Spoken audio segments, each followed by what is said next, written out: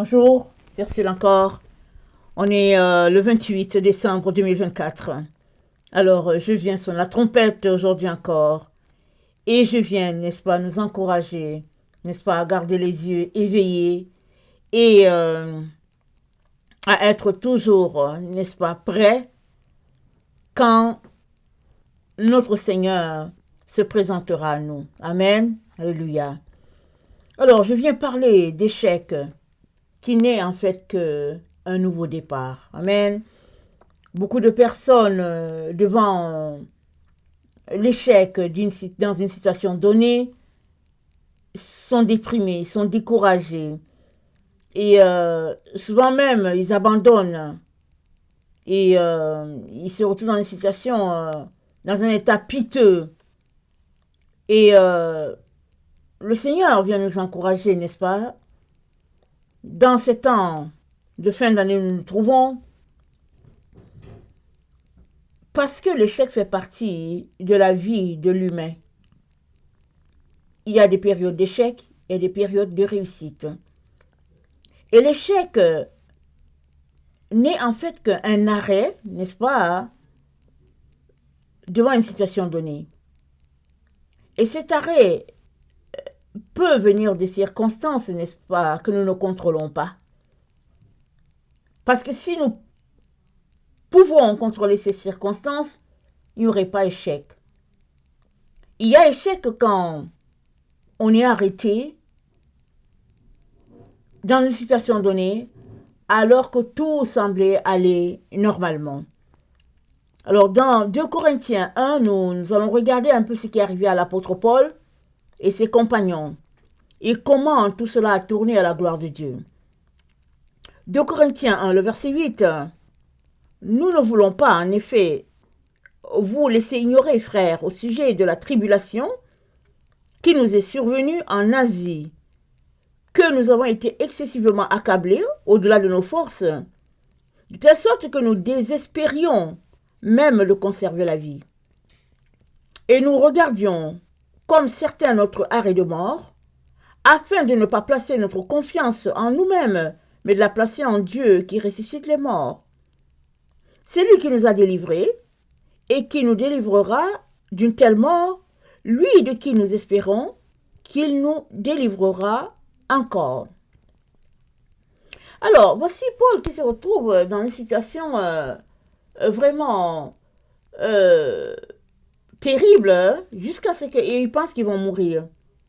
Ils étaient en Asie et certainement ils allaient pour évangéliser et des circonstances se sont présentées de telle sorte que ils étaient certains qu'ils allaient mourir et ils ont remis la situation entre les mains de Dieu en disant: Seigneur, si nous mourons, voilà, nos vies sont entre tes mains. Et nous pouvons constater que, toujours dans 2 Corinthiens, cette fois-ci au verset 4, Paul nous dit quelque chose d'assez impressionnant par rapport au chapitre 1. Il disait que nous pensions que nous allons mourir. Et au chapitre 4, au verset 6, voilà ce que Paul dit, et qui est aussi en même temps un encouragement. Au verset 6, Paul dit, attendez, il faut que je m'assure que cette fois-ci c'est 2 Corinthiens 4, le verset... Attendez. Je vais m'assurer que ce n'est pas 1 Corinthiens 4. Donnez-moi une seconde. Je vais m'assurer que j'ai bien pris mon texte. 1 Corinthiens 4.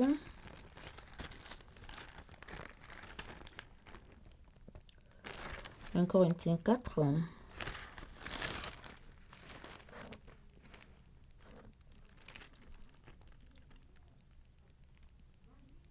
Ok.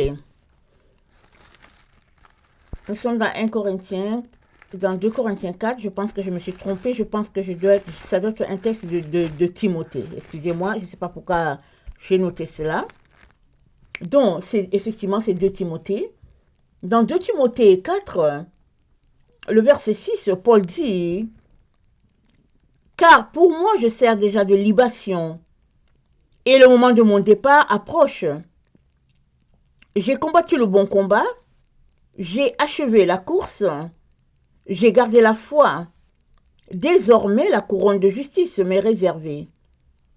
Le Seigneur, le juste juge, me la donnera dans ce jour-là, et non seulement à moi, mais encore à tous ceux qui auront aimé son avènement. Donc, nous sommes dans 2 Timothée 4, et là, Paul nous parle d'avoir achevé sa course. C'est-à-dire, il est passé par le moment de tribulation, mais ces moments de tribulation n'ont pas eu le dessus sur lui. Et Paul nous a dit qu'ils ont remis cette situation entre les mains de Dieu. Ils étaient désespérés, ils étaient sûrs qu'ils allaient mourir. Mais Dieu, dans son grand amour, dans sa grande science, les a gardés au point où, maintenant, c'est Paul qui nous dit, j'ai combattu le bon combat, j'ai achevé ma course, et puis la couronne de justice me sera remise. Alors, qu'est-ce qui s'est passé, n'est-ce pas, entre le fait que Paul était dans de grandes tribulations et le fait qu'il puisse achever sa course? Il s'est passé, n'est-ce pas, qu'au verset 9 de 2 Corinthiens 4, Paul nous dit, il dit, attendez, 2 Corinthiens, attendez, je suis dans 2 Corinthiens, au verset 4, nous sommes dans 2 Corinthiens 1, excusez mes références aujourd'hui, 2 Corinthiens 1, au verset 9, Paul dit, nous regardions comme certains notre arrêt de mort, afin de ne pas placer notre confiance en nous-mêmes, mais de la placer en Dieu. Voilà ce qui s'est passé. Il s'est passé que dans ces moments d'épreuve intense, Paul n'a pas placé sa confiance en lui-même. Il n'a pas trouvé une solution en lui-même en disant, ok, je vais faire ceci ou je vais faire cela. Je vais tenter cette solution ou tenter celle-là. Il a tout remis entre les mains de Dieu. Et Dieu qui est puissant et fort les a délivrés au point où Paul a pu continuer sa course et achever son combat sur la terre. Et voilà la vie, n'est-ce pas, que Dieu demande pour chacun d'entre nous. C'est-à-dire, cet exemple-là que Paul nous partage de son vécu, c'est un peu l'exemple que Dieu aimerait pour chacun d'entre nous. Évidemment, les circonstances sont différentes pour chacun. Mais, en conclusion, ce que Dieu aimerait, c'est que, peu importe la situation dans laquelle nous nous retrouvons, Dieu s'attend à ce que nous mettions toute notre confiance en lui et en lui seul, parce que c'est lui seul qui peut nous faire sortir des problèmes.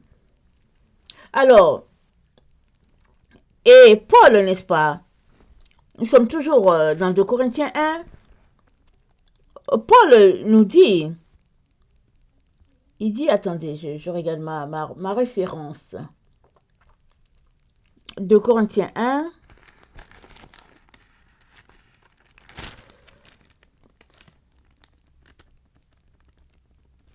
Paul dit, car pour ce qui concerne toutes les promesses de Dieu, c'est en lui qu'est le oui, c'est encore en lui que c'est pourquoi l'amen encore est en lui. Amen. Ça dit que si tu remets ta vie en Dieu, alors il a promis de prendre soin de toi, alors tout est en lui. Ça dit, oui, il est celui qui va te garder, l'amen se trouve encore en lui, donc c'est une question de placer la foi en Dieu. Et nous savons que la foi, c'est une ferme assurance des choses qu'on espère, une démonstration de celles qu'on ne voit pas. Alors, dans une situation d'échec, on a le choix. Soit de dire, ok, moi je continue de fonctionner comme si de rien n'était, et encore on va se buter à un mur, et encore on va se buter à un mur, ou bien qu'on dise, ok, je remets tout à Dieu, je préfère rester à ses pieds pour l'écouter, pour savoir qu'est-ce qu'il a pour moi, qu'est-ce qu'il a à dire. Et il nous est donné comme information que dans de telles situations, n'est-ce pas, le secret se trouve en Dieu Et en Dieu, Dieu nous dit quoi? Il nous dit de regarder en nous-mêmes. C'est ça que Dieu dit. Si nous regardons la parole de Dieu dans 2 Corinthiens 3, amen, dans 2 Corinthiens 3, le verset, attendez, le verset 12 se dit, ayant donc cette espérance, nous usons d'une grande liberté. Amen. L'espérance, nous l'avons en qui? Nous l'avons en notre Dieu, par le Sauveur Jésus-Christ. Alors, ayant cette espérance, nous usons d'une grande liberté, c'est-à-dire, nous savons que la liberté, n'est-ce pas, c'est le fait d'être dans la vérité, de connaître la vérité. Alors que nous connaissons la vérité, cette vérité nous donne d'avancer. Et cette vérité que nous connaissons, c'est Jésus-Christ, la vérité. Et il nous donne de posséder ce que Dieu a pour nous.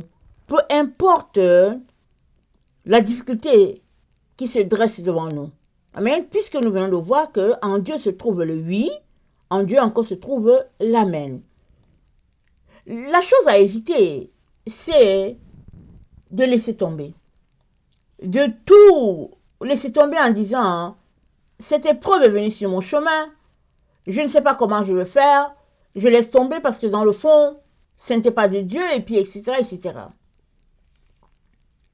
Il est important que dans une situation d'échec, c'est important de venir toujours devant Dieu pour dire, Seigneur, me voici dans cette situation où je pensais que les choses allaient marcher, les choses n'ont pas marché. Pourquoi est-ce qu'il y a eu cet échec? Enseigne-moi, Seigneur, j'aimerais comprendre, j'aimerais être à ton écoute, et surtout j'aimerais que ce soit toi qui me dirige et non mes émotions ou bien mes prétendues compréhensions de comment les choses devraient aller ou ne pas aller. Amen. Parce que dans une situation d'échec, Dieu est toujours là. Il savait que tu allais échouer. C'est toi qui ne le savais pas. Mais Dieu savait que tu allais échouer. Et il t'a laissé faire ton expérience parce que ça fait partie, n'est-ce pas, de la vie. On apprend souvent par nos échecs. On apprend souvent par le fait que nous tombons. Et ce n'est pas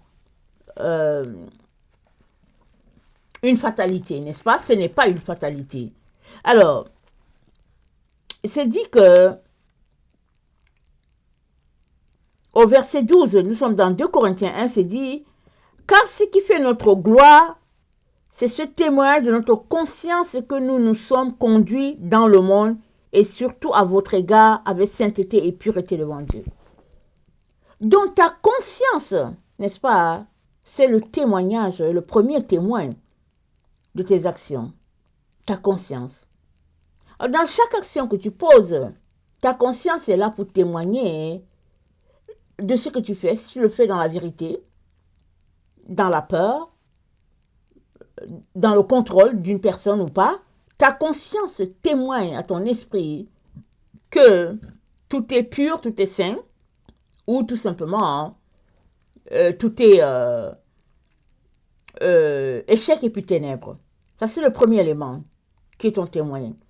Le deuxième témoin que tu as en toi, c'est Dieu lui-même, qui au fait permet que tu passes par ces expériences-là, parce qu'il nous a donné d'apprendre en titubant. La Bible dit que Dieu a voulu que tous les hommes le trouvent en cherchant, n'est-ce pas? Il a dit, ça c'est Paul qui l'a dit, que Dieu a voulu que tous les hommes, peu importe qui est cette personne, c'est qui est cet homme, que la personne puisse le trouver en titubant, en cherchant, afin que quand tu vas te connecter à Dieu, tu puisses dire, oui, j'ai cherché Dieu, et j'ai fini par le trouver, et je sais que c'est lui la vérité, c'est lui le chemin. Et le troisième élément, qui est le témoin, n'est-ce pas, de notre expérience d'échec ou pas, c'est notre entourage.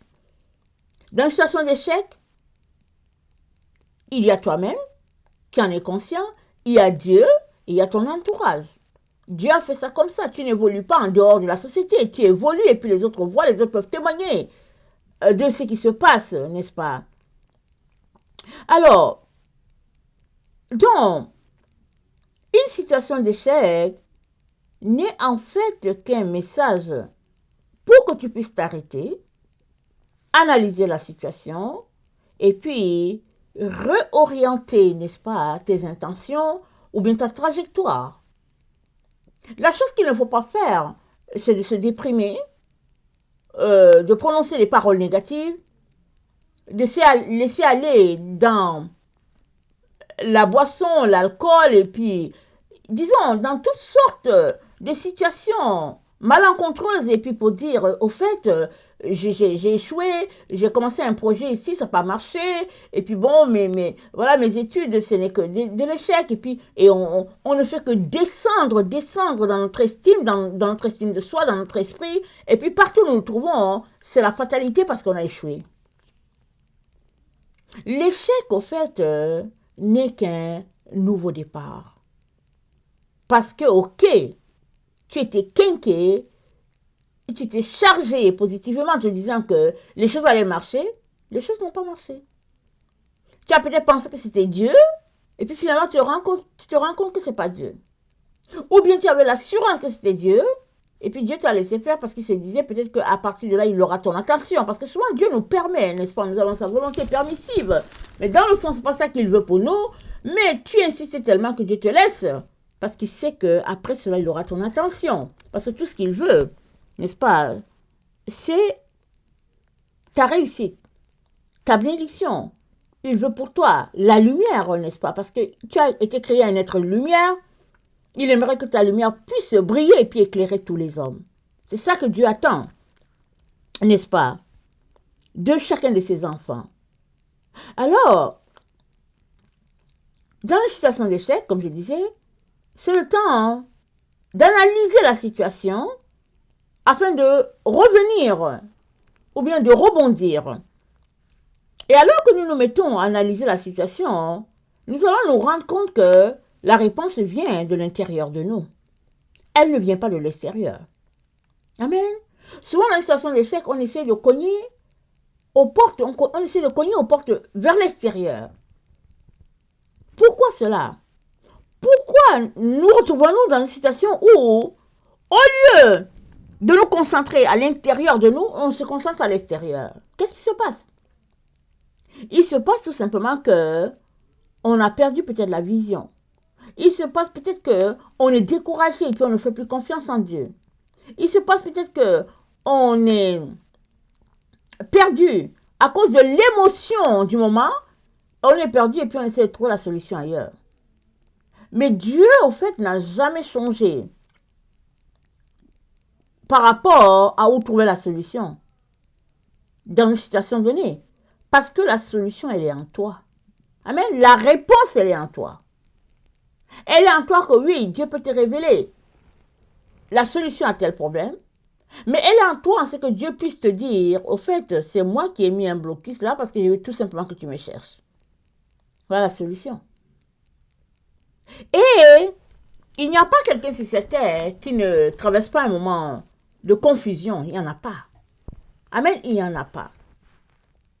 Il y a que on marche avec Dieu et à un moment donné, on se fait une certaine idée et de lui, et puis l'idée peut-être peut être déréglée. Et on n'entend plus Dieu. On voit les choses d'une manière, n'est-ce pas, teintée d'un rayon d'ailleurs. Et là, Dieu dans sa grâce nous arrête et il nous ramène. Alors, quand tu es dans une situation donnée et que tu te retrouves à chercher la réponse à l'extérieur, tu as ici la preuve que tu t'es égaré. Amen, tu as ici la preuve que tu t'es égaré. Parce que si tu dois trouver ta réponse à l'extérieur, Dieu lui-même va te dire, il va à l'extérieur. Sinon, la réponse, elle est en toi. Parce que dans les situations, n'est-ce pas, d'échec, la Bible nous dit que, attendez, je vais lire un passage dans 2 Corinthiens 4, le verset 3, ça dit, si notre évangile est encore voilé, il est voilé pour ceux qui périssent, pour les incrédules, dont le Dieu de ce siècle a aveuglé l'intelligence, afin qu'ils ne puissent pas briller la splendeur de l'évangile de la gloire de Christ, qui est l'image de Dieu. Donc l'évangile, n'est-ce pas, c'est la gloire de Dieu est là, et c'est là que l'image de Christ se reflète. Et dans une situation d'échec donc, si nous nous tournons vers nous, et que nous attendons devant le Seigneur, il va nous parler, il va nous souffleter la réponse.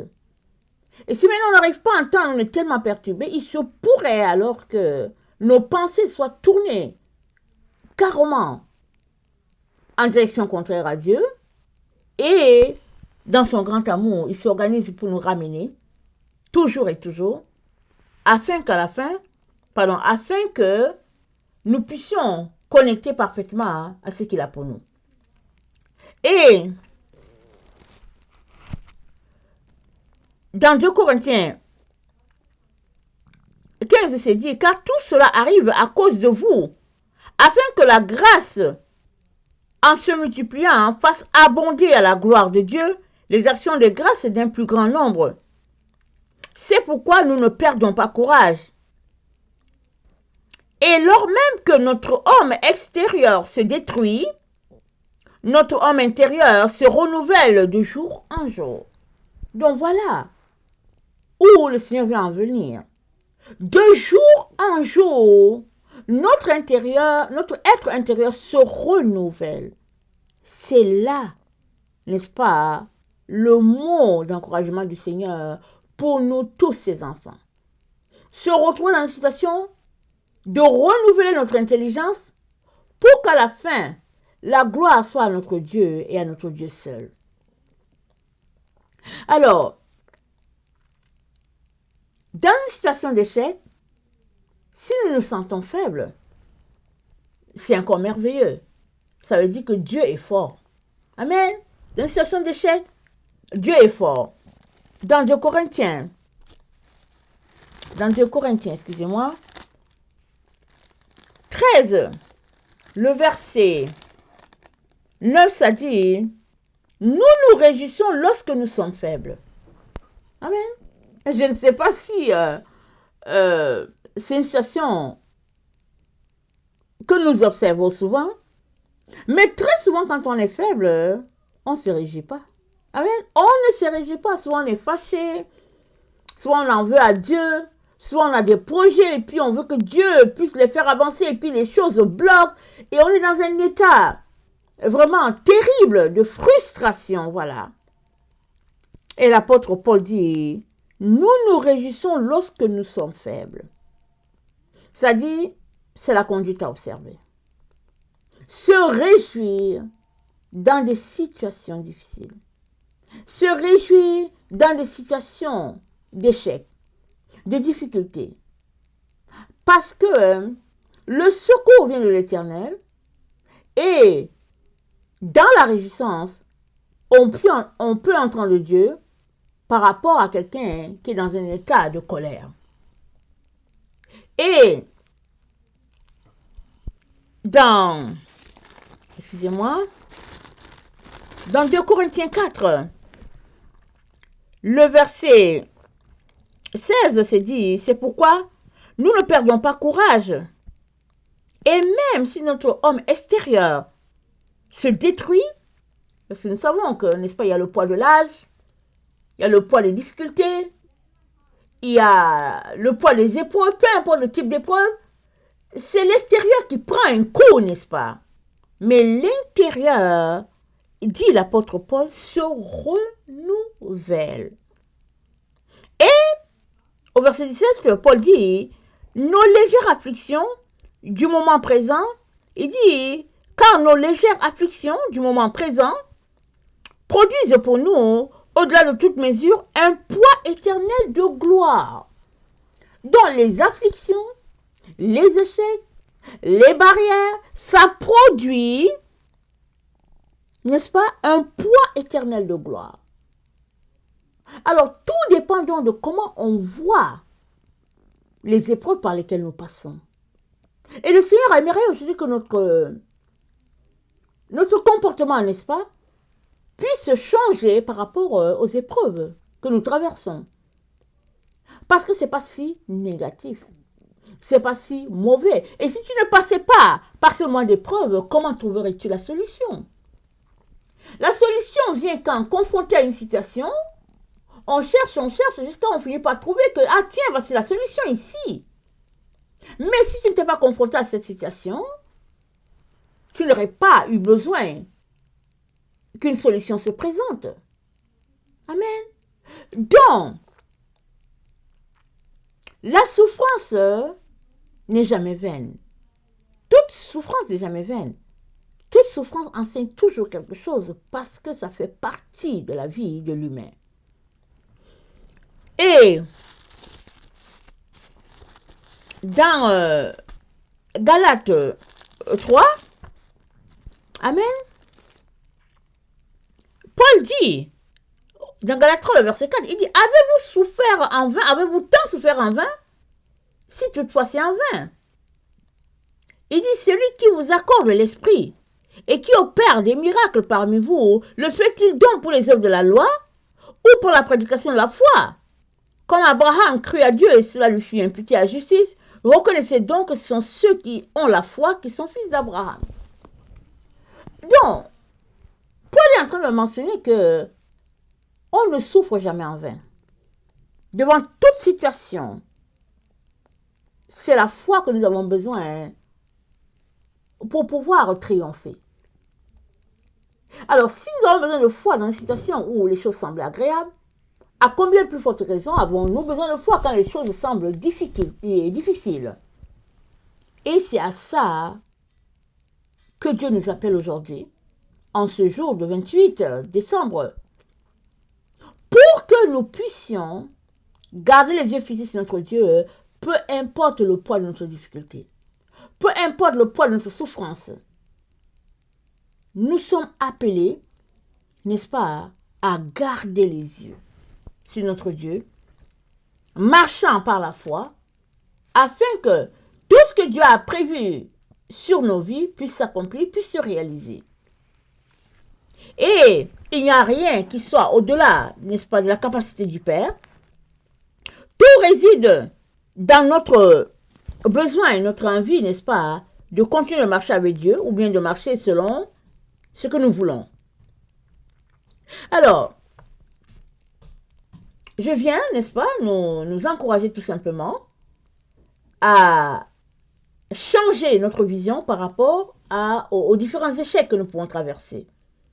Devant une situation d'échec, au lieu de jeter les gants et dire que bon, tout est fini, c'est fini pour moi et tout, voyons les choses autrement. Arrêtons-nous, considérons la situation et demandons au Seigneur, Seigneur, qu'as-tu à me dire devant cette situation? Et vous serez étonné, n'est-ce pas, de tout ce que vous découvrirez si après des échecs, vous savez vous arrêter, venir devant Dieu, questionner votre cœur, questionner votre fort intérieur, afin d'y voir la voix de Dieu. Et Dieu ne manquera pas non seulement de vous consoler, mais il ne manquera pas de vous dire pourquoi cela s'est passé ainsi, parce que toute chose concourt au bien de ceux qui aiment Dieu, et tout ce que Dieu fait, c'est pour la gloire de son règne, la gloire de son nom. Et tu fais partie, n'est-ce pas, de tout ce que Dieu a de précieux. Alors, c'est pas un problème avoir un échec.